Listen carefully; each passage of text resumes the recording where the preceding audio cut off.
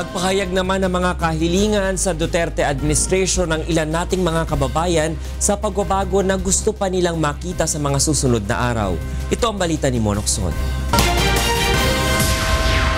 Mataas ang naging satisfaction rating ni Pangulong Rodrigo Duterte sa kalalabas lamang na Social Weather Station Survey kaugnay ng unang 100 araw ng Administrasyong Duterte. Nag-ikot ang UNTV News and Rescue Team upang tanungin ang publiko kung ano pa ang kanilang mga kahilingan kay Pangulong Duterte para sa mga susunod pang araw.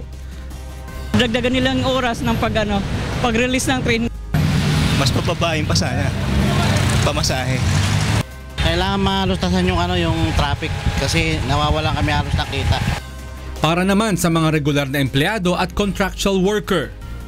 Dagdag benefits na lang. So wala rin po kasi parang wala pa akong full idea kasi. Regular na talaga para tuloy-tuloy yung trabaho. Nais naman ng magsasakang taga-Nayon na umunlad upang hindi umasa sa kitang ipagkakaloob lamang ng kanilang mga landlord. Ang gusto namin dun, sir, pero kami din sariling lupa, sir. Nais naman ng ilang vendor na magkaroon ng permanenteng pwesto at maayos ang traffic upang hindi sila nalulugi. Sa sobrang traffic matagal bago dumating. Mayroon din namang umaasa na magtuloy-tuloy na ang tulong na ibinibigay ng pamahalaan.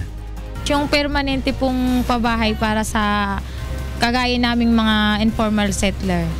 Ayon naman sa political analyst na si Ronald Mendoza ng Ateneo School of Government, natural lamang na humiling ng pagbabago ang mga tao, lalo't nakakita sila ng pag-asa na ito'y maisa sa katuparan ng kasalukuyang administrasyon.